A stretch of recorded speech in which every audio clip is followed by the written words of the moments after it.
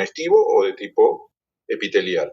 En este caso, la sangre es un tejido fluido que circula tanto por los capilares, arterias, venas, todo eso, ¿no? Habíamos visto. Se lo define entonces como un tejido conjuntivo líquido, ¿ah? Que va a tener dos componentes, ¿no? Un componente líquido y un componente sólido. Ahora lo vamos a ir viendo cuáles son esos componentes. ¿Cuál es la función que tiene la sangre? ¿Para qué nos sirve a nosotros? ¿Alguno tiene idea?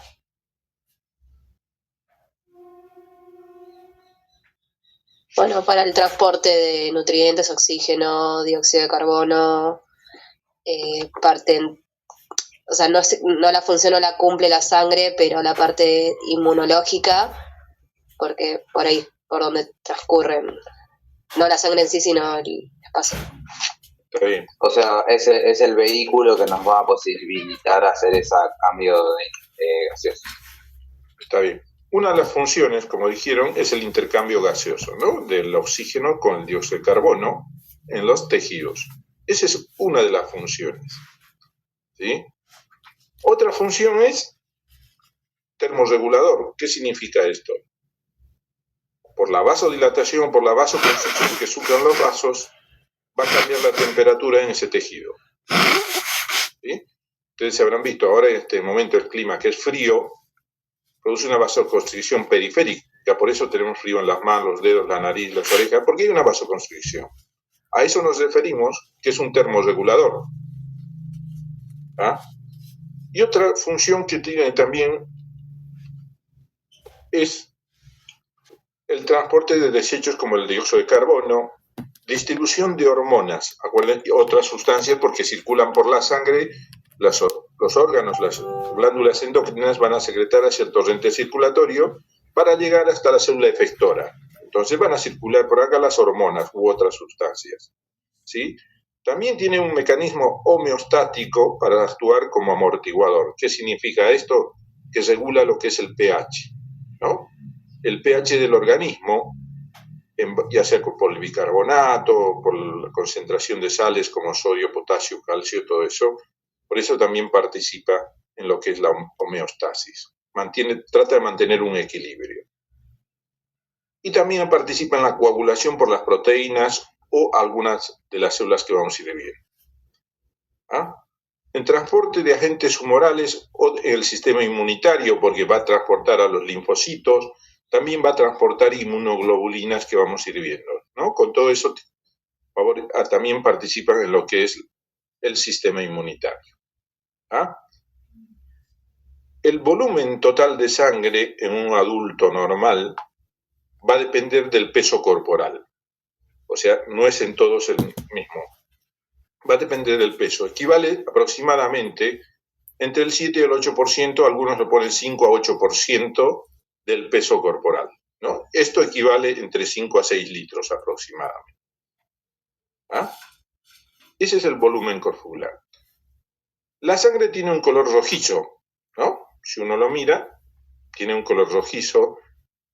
Cuanto más oxigenada, más rojizo se lo ve. Cuanto menos oxigenada, tiene un color más oscuro, violáceo, ¿no? No como dicen que la sangre venosa es azul, no es azul, tiene un color más violáceo y más oscuro porque tiene menos oxígeno.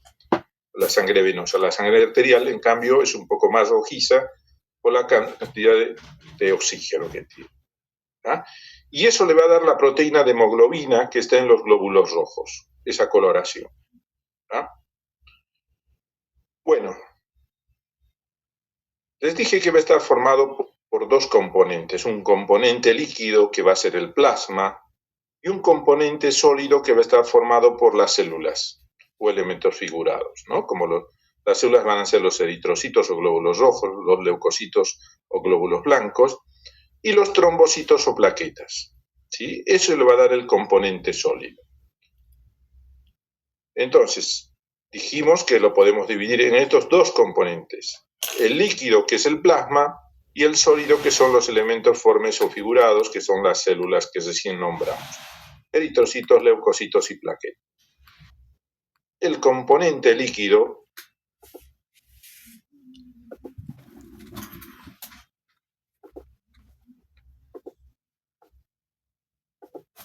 El componente líquido va a estar formado en su mayoría por agua, equivale al 90% de ese componente líquido.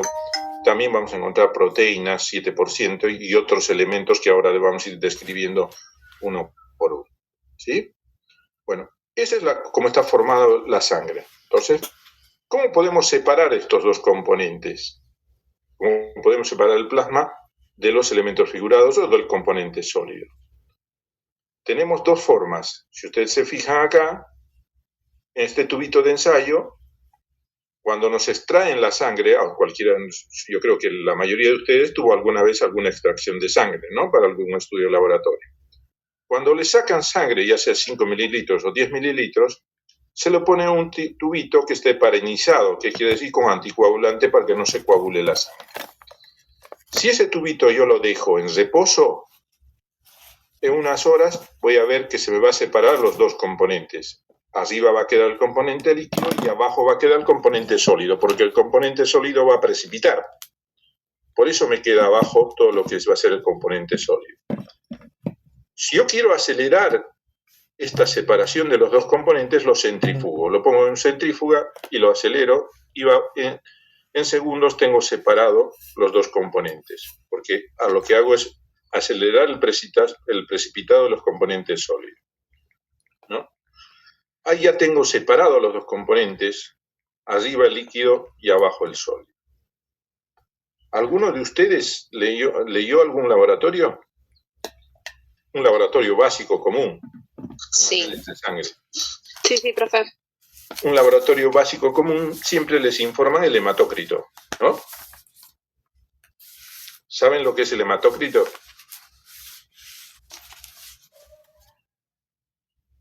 ¿Alguno? ¿No? ¿Sí? ¿No? Bueno. Valor. Sí, pero es el porcentaje de sangre que está compuesto por glóbulos rojos, o sea, en el total. Está bien. Es el componente sólido, vamos a decir, el hematócrito, ¿no? Cuando nosotros separamos de esta manera, el componente sólido es el hematócrito. En su mayoría son hematíes, pero también encontramos las otras células. De ese volumen de sangre que te sacan, el 45% va a ser componente sólido y el 55% va a ser componente líquido. Eso es lo normal. Estamos hablando promedios, ¿no? Puede variar un poco una persona a otra persona. El componente sólido, que es el 45%, equivale al hematócrito. El hematócrito normal es entre el 40 y 45%. Cuando tengo por debajo de 40, 30 y pico, estoy hablando de anemia. Que dicen tiene una anemia o alguna enfermedad que está disminuyendo las células sanguíneas. ¿Sí? Esa disminución hay que estar seguros que sea a expensas de la disminución de una de estas células, ¿no? Porque puede ser que yo retenga agua, el paciente retiene agua, está reteniendo mucho volumen de agua, entonces me va a diluir la sangre. Voy a tener mayor cantidad de plasma, pero no voy a tener disminución del hematócrito. Pero me va a dar un falso valor, como si hubiese disminuido el hematócrito. Lo que sí pasó es mayor dilución por la cantidad de agua que está reteniendo ese paciente, ¿no? Puede tener una alteración renal que haga que no esté eliminando el líquido y esté reteniendo agua. Entonces puede haber cambios fisiológicos o patológicos que nos modifiquen estos valores. ¿Ah? Un cambio, por ejemplo, un factor fisiológico es las personas que viven en las alturas, donde hay menor cantidad de moléculas de oxígeno, su hematócrito tiene que ser diferente, o sea, se tiene que modificar porque necesito mayor cantidad de eritrocitos para retener mayor cantidad de moléculas de oxígeno. Eso es lo que necesita mi organismo. Por eso, entonces, lo que va a hacer mi organismo es decirle a la médula ósea, secretando alguna sustancia, eritropoyetina u otro, para que haya mayor formación de glóbulos rojos. Si yo tengo mayor cantidad de glóbulos rojos, voy a tener mayor hematócrito. Los que viven en las alturas tienen un hematócrito del 50-55%. Eso es normal, ¿sí? Porque necesita captar mayor cantidad de oxígeno. Por eso tiene ese hematócrito. En cambio, los que vivimos a nivel del mar, tenemos un hematócrito mucho más bajo. No podemos tener los valores muy altos porque tiene una consecuencia el tener valores altos de hematócrito, que sería una sangre más espesa, más densa, y tiene mayor predisposición a formar coágulos o trombos, ¿no? Entonces una trombosis o un coágulo se puede enclavar en un vaso y va a producir isquemias. Desde un infarto, un ACV, cualquier cosa, tengo ese riesgo, ¿no? Por eso es importante saber los valores, ¿no?, de esto. Bueno, ya más o menos tenemos idea los valores de cuánto es el componente sólido, cuánto es el componente líquido. El componente líquido, dijimos, va a estar formado el 90% por agua, que va a ser el solvente. Un 7% va a estar formado por sodio, potasio, calcio, magnesio, cloro, bicarbonato, ¿no?, que son las sales. Y un 3% vamos a encontrar proteínas como hormonas y todas más cosas, o azúcares, ¿sí? Eso es lo que vamos a encontrar. Entre las proteínas que son importantes conocer es la albúmina, el fibrinógeno y las inmunoglobulinas. La albúmina y el fibrinógeno se forman en el hígado, se secretan en el hígado.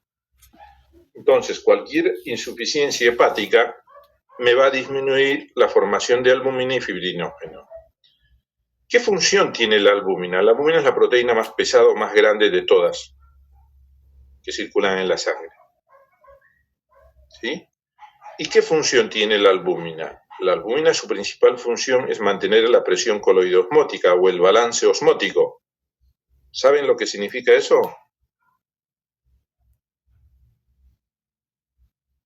La presión osmótica, balance osmótico, ¿qué significa? ¿Tienen idea?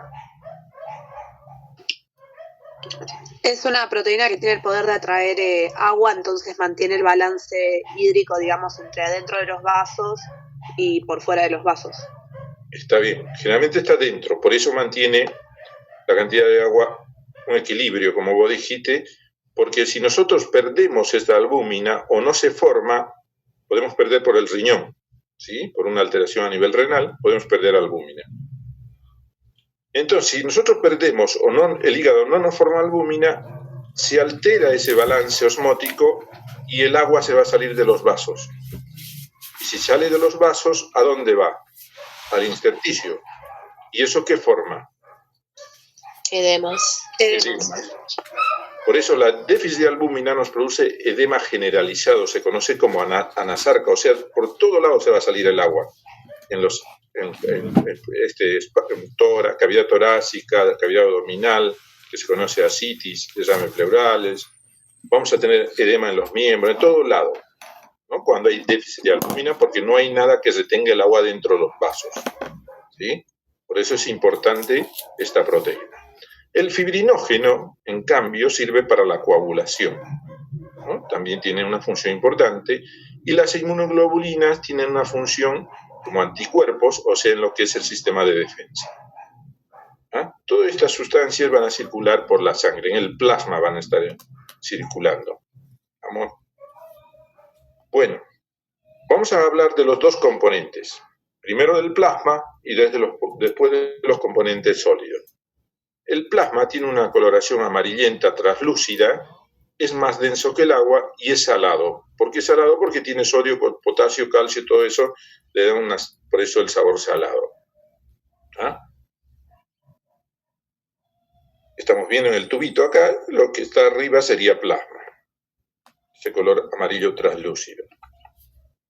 Bueno, dijimos que el 90% es agua, 7% por albúmina, globulina, fibrinógeno, todas esas proteínas, y ese 3% les había dicho que vamos a encontrar hormonas como la progesterona, la insulina, la testosterona o alguna otra hormona que esté circulando. Aminoácidos como la valina, lisina, glicina, azúcares como la glucosa y la fructosa y enzimas amilasa, lipasa, transaminasas. Inmunoglobulinas que habíamos nombrado, que son los anticuerpos, IgG, IgM, IgA, IgD. ¿No? Iones ya también los habíamos nombrado, que son el sodio, potasio, calcio, bicarbonato. ¿Ah? Todas estas sustancias las vamos a encontrar en el plasma. Esto ya habíamos hablado de la albúmina y de la globulina y del fibrinógeno, la función que tienen y para qué nos sirve. Bueno, eso es el componente líquido, el plasma. ¿Preguntas hasta acá? Antes de empezar con el componente sólido. No, profe. Bueno, pasamos a hablar de lo que es el componente sólido forme. Habíamos dicho que estaban los glóbulos rojos o eritrocitos, ¿no? Estaba la serie blanca, los leucocitos y las plaquetas. Bueno, primero vamos a hablar de los glóbulos rojos, ¿sí? Bueno, el eritrocito o glóbulo rojo o hematíe, cualquiera de esos tres nombres, mide aproximadamente 8 micras, ¿sí? Tiene una medida de 8 micras aproximadamente. Es una célula que no tiene núcleo, es anucleado, y tiene una proteína que es la hemoglobina, ¿no? Que es la que va a transportar el oxígeno. A su vez tiene una forma de disco bicóncavo, y eso aumenta la superficie de intercambio de los gases, ya sea del dióxido de carbono y de la molécula de oxígeno. Eso favorece ese intercambio. Y tiene que tener una característica, el glóbulo rojo, tiene que ser flexible, deformable con facilidad. ¿Para qué? ¿Por qué tiene esa importancia? Tiene que ser flexible y deformable. Porque acuérdense que la sangre circula por los vasos de diferentes calibres, ¿no? Hasta los más pequeñitos, vasos de gran calibre. Entonces, cuando llega a vasos muy pequeñitos, ese glóbulo rojo tiene que deformarse o ser flexible, porque si no produciría obstrucción o puede romperse el glóbulo rojo por la presión que puede ejercer la sangre en la circulación. ¿Ah? Por eso es importante esta característica de flexibilidad y deformable. Hay enfermedades como la anemia falciforme, lo que hace que el glóbulo rojo sea rígido, pierda estas características, entonces en los vasos de pequeño calibre se van a romper, se van a lisar, que sería romperse, ¿no? El glóbulo rojo, y eso nos va a llevar a anemia, ¿sí? Eso es importante saber por eso esa característica. Bueno, esos son los glóbulos rojos. ¿Alguien sabe cuántos glóbulos rojos tenemos en sangre?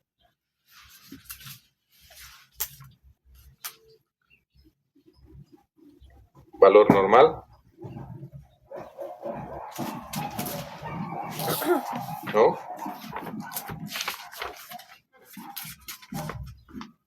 No me acuerdo yo. Más o menos estamos en los 5 millones. Bueno, los blancos son 7.000. Las plaquetas estamos 250 a 300.000.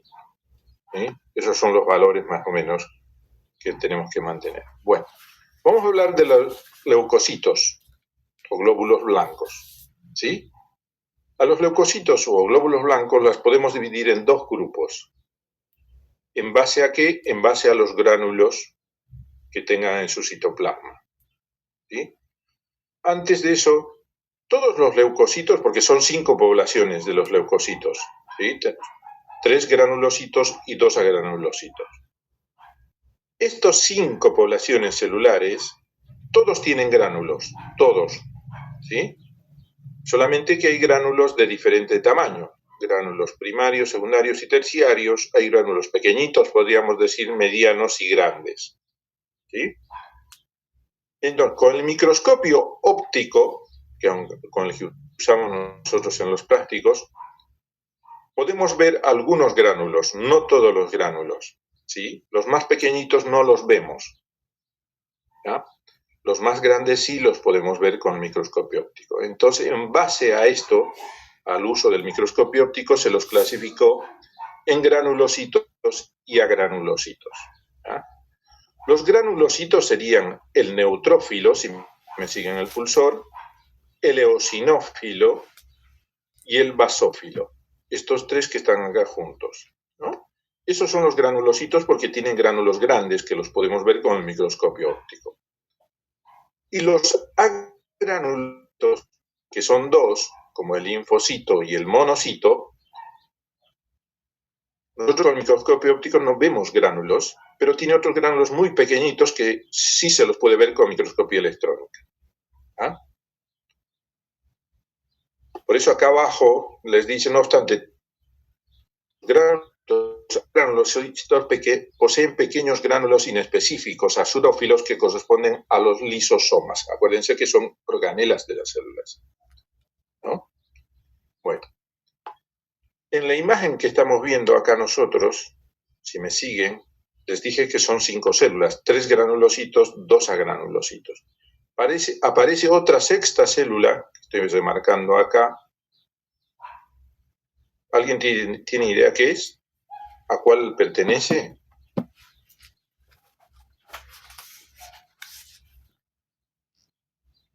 No. Bueno, en la sangre, normalmente, muchas veces podemos encontrar estas formas. Esta es una forma inmadura del neutrófilo. Fíjense, el neutrófilo, su núcleo cuando está maduro es bien lobulado. Como están viendo acá, es lobulado. Cuando es inmaduro, una forma anterior a esta, es esta, se la conoce como encallado o enhedradura, o sea, no segmentado también le dicen. ¿Sí? Esta sería una forma de esta, pero inmadura. Muchas veces cuando la médula ósea está formando en forma acelerada, porque le dieron una señal para que forme una determinada población de células, una inflamación, una infección en este caso, va a formar mayor cantidad de neutrófilos o leucocitos. Entonces, en ese acelere de formación se le pueden escapar algunas formas inmaduras. Que encontremos aisladas, no, eso es normal, no cambia nada. Si encontramos mucha cantidad, sí nos tiene que preocupar, tenemos que pensar en alguna enfermedad.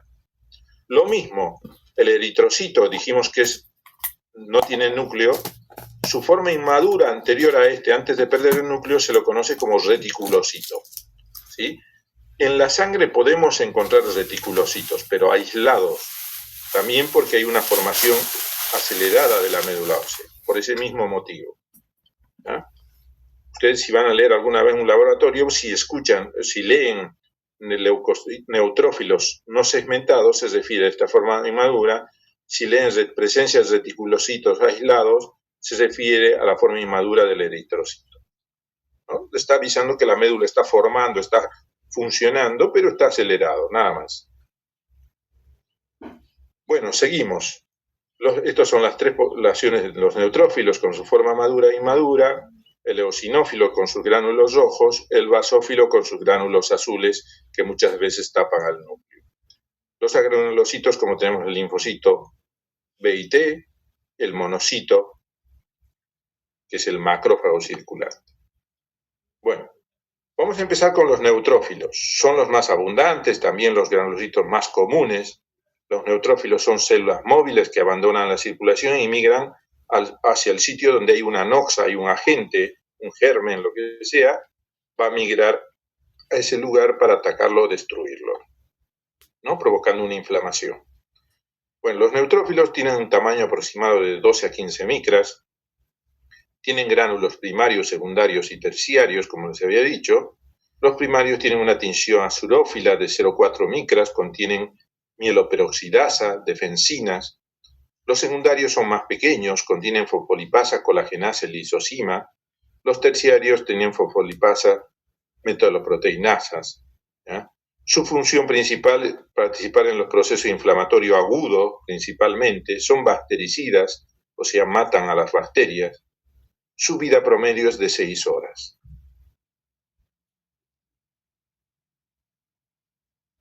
Esos son de los gránulos. Vamos a pasar acá. No solamente los neutrófilos participan en lo que es la inflamación aguda, sino también pueden participar las otras células que nombramos, tanto granulocitos y agranulocitos.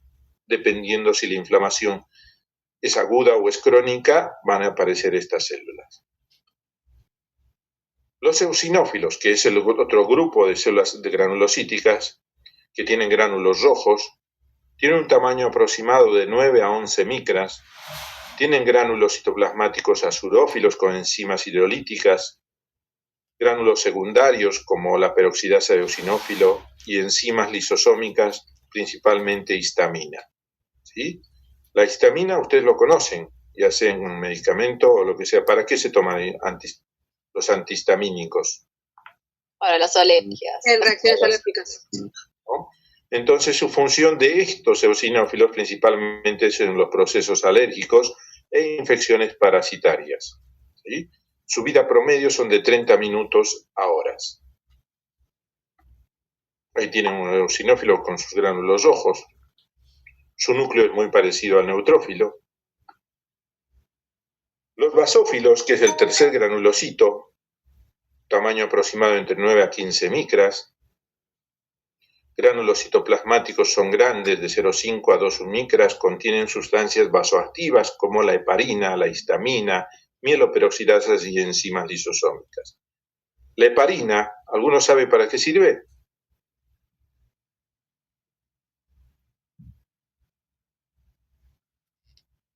Es un anticoagulante, ¿no? Ustedes lo van a escuchar, se usa para anticoagular, ya sea los tubitos de ensayo donde se ponen sangre, todo, la jeringa se hepariniza, ¿no? Entonces es un anticoagulante. La histamina ya sabemos. Entonces este va a participar principalmente en procesos alérgicos como el eosinófilo. Su vida promedio es de 4 a 6 horas. Ahí tenemos el basófilo. Ahora pasamos con los granulocitos. Dentro de estos tenemos el linfocito. Los linfocitos pueden ser pequeños, medianos o grandes. El pequeño mide aproximadamente 8 micras, igual que el eritrocito. Y después, entre 8 a 10, van cambiando de acuerdo al tamaño, aproximadamente. Tenemos dos poblaciones de linfocitos, ya habíamos nombrado, que es el T y el B. El T nos va a dar inmunidad celular, el B nos da inmunidad humoral a través de los anticuerpos. Su función es principalmente en la inmunidad. Su vida promedio son de meses a años, son mucho más prolongados. Por último, tenemos el monocito, que es el macrófago circulante, que cambia su nombre cuando sale al tejido, a algún tejido, ¿no? Depende del tejido. Su tamaño aproximado es de 15 a 20 micras, es el más grande de todas las células esas que fuimos nombrando. Su función principal es fagocítica, o sea, es un fagocito macrófago, precursor de los macrófagos tisulares. Su vida promedio es igual que el linfocito, meses o años. Ahí tenemos un macrófago monocito, núcleo arriñonado, bastante grande, citoplasma abundante, ¿no? Va cambiando su forma de acuerdo a la necesidad. Hasta que tenemos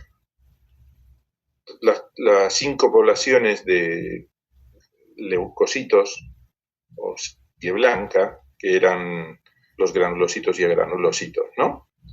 Ahora nos queda el último grupo, que vamos a hablar de las plaquetas o trombocitos. ¿Sí? A ver si ustedes saben, una célula, ¿cómo está formada? ¿Qué partes tiene?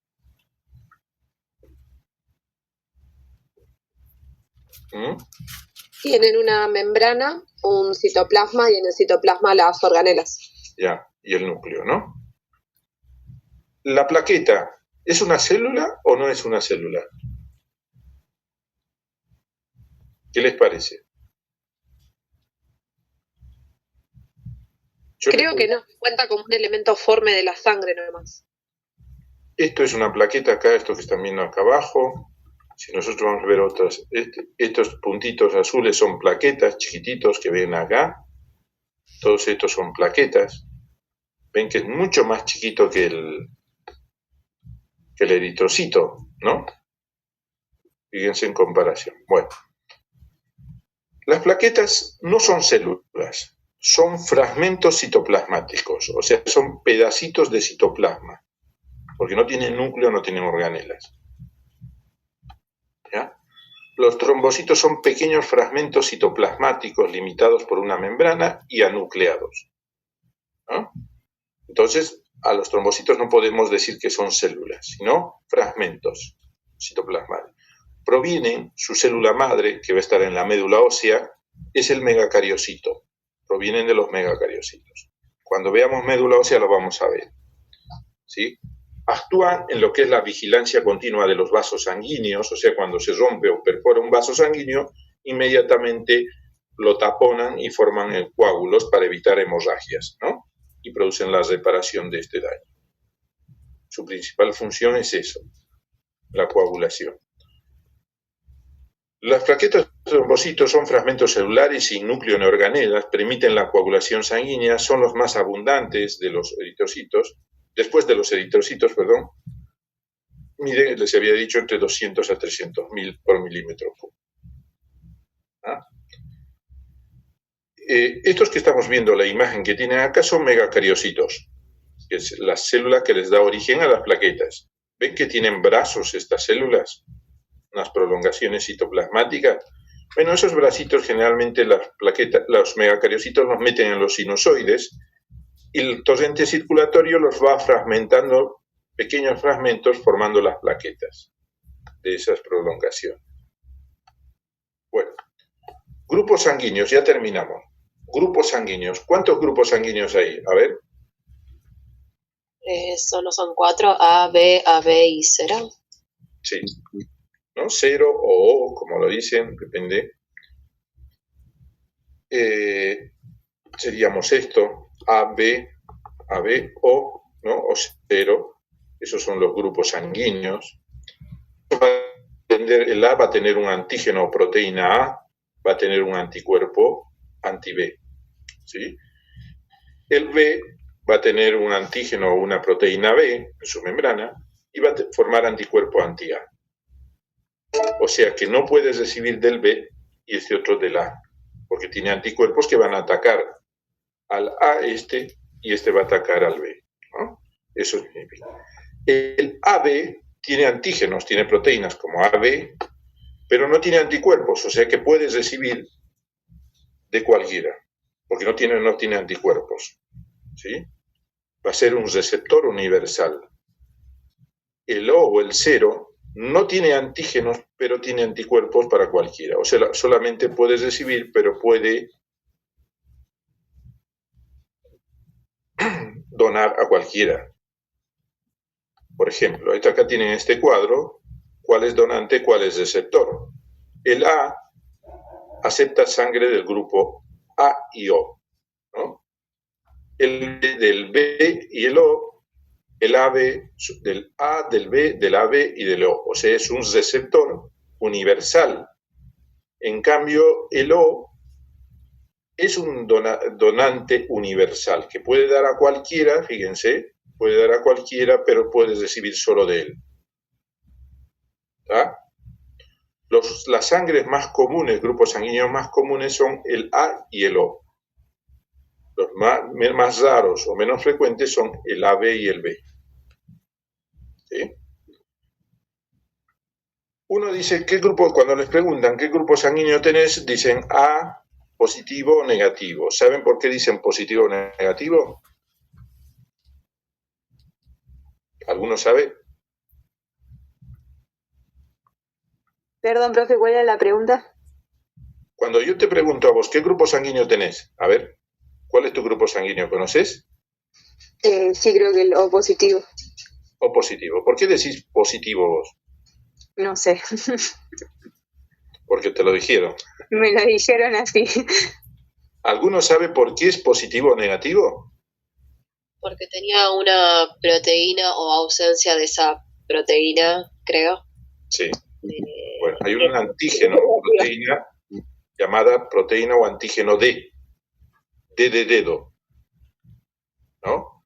La presencia o ausencia de esa proteína, acá tienen el antígeno D. Cuando está presente es RH positivo, factor RH positivo. Cuando está ausente esa proteína es un factor RH negativo. ¿Ah?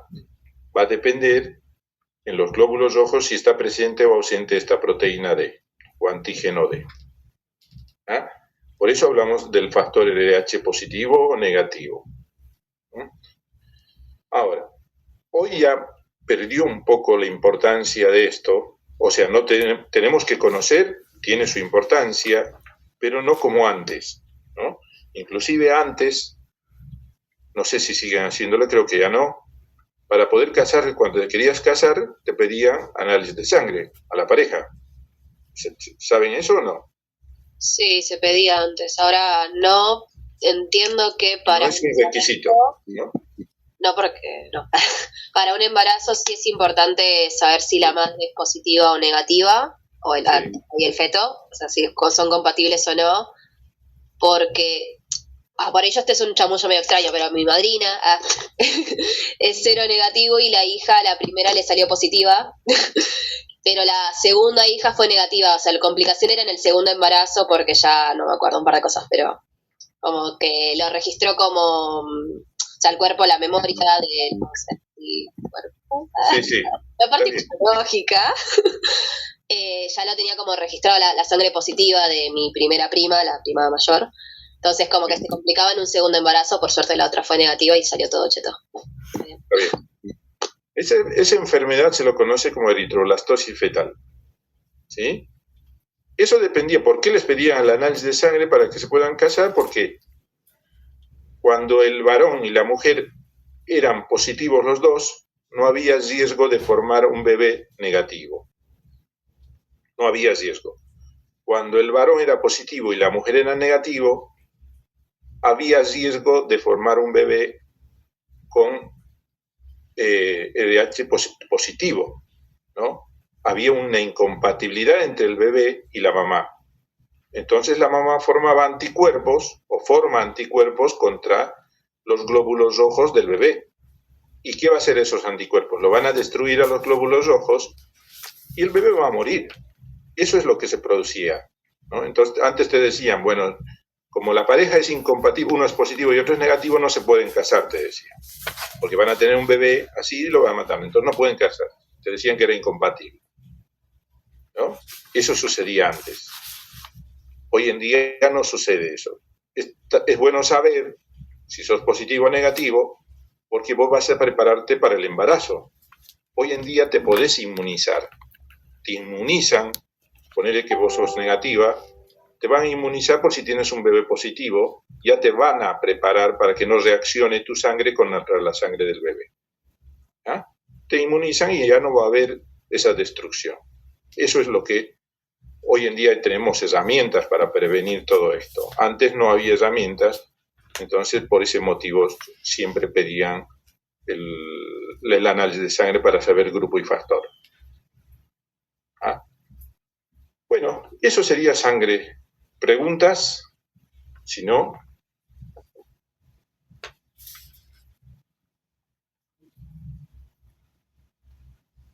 Profe, una consulta.